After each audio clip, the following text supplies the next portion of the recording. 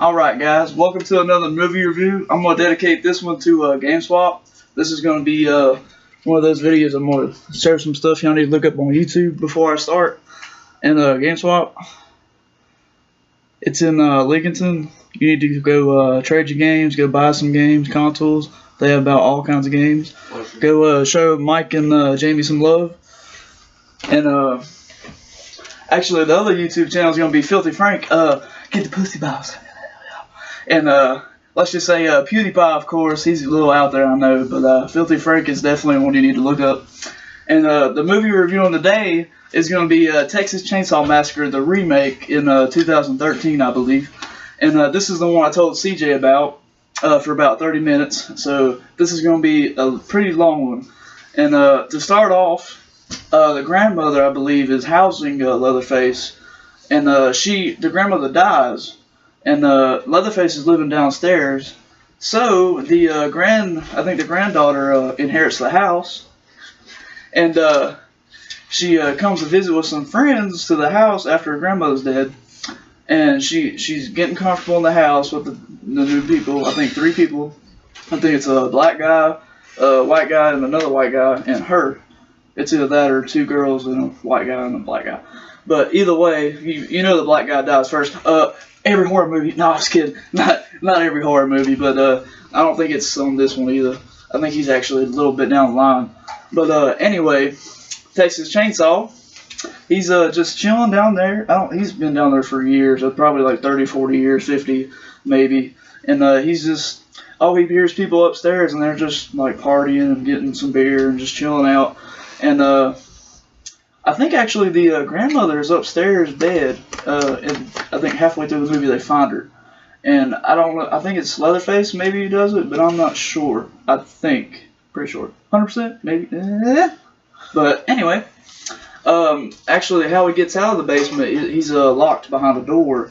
Actually 2 doors. There's one that goes from the kitchen down, and then there's one that goes down to the basement where he works. And of course his little experiment or laboratory is not very good. Not laboratory, but you know, ooh, serial killer areas are just woo.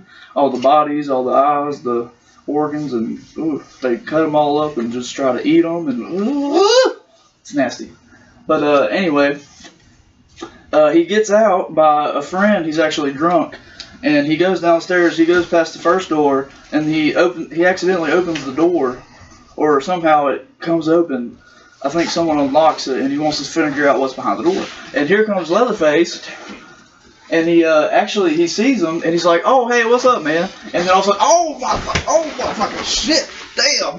He knocks him out, and I think he wakes up a couple minutes, and there's stairs, and he goes up the stairs, and Leatherface is just walking. You know how silly killers just walking around, just yeah, I'm gonna get you either way, bitch. But anyway, he comes around, he just stabs him in the fucking back. And he drags him down the stairs, and he just takes him into his damn little lair.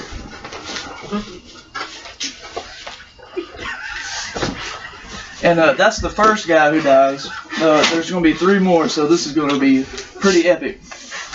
And I believe they're jamming out upstairs, so the girl or the 2 girls are just, you know, woo. And the guy, the next victim, I believe, is the guy, and Leatherface, I believe, comes and gets the guy from upstairs because he's already got the one, so he wants to kill more because he's a serial killer. So he gets him, and I believe the one girl, she finds out that all the other people are dead already, and she freaks out. She's like, "Oh my God, where are they?" Ooh, and I think she actually goes hunting for them, and she figures out the lair, and she's like, "Oh God," because Leatherface is, I believe, right behind her. And yeah, he gets her, he captures her, and well, anyway, just ignore the phone call for now. But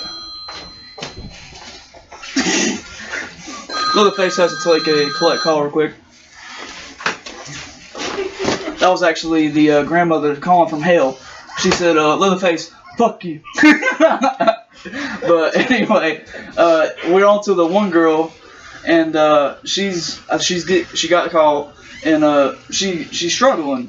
I know she's still alive because I think she gets out of the house. I think she's crawling. Yeah, she's crawling, and she just keeps crawling and crawling, and she goes to the front. There's a long ass fucking yard or just driveway. She just has to crawl all the way to that front gate, and it's locked.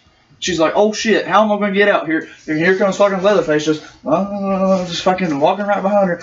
And then actually she gets out. I think the granddaughter of the grandmother, she opens the gate, and voila. I mean, she's crawling away, and then Leatherface is just coming over here.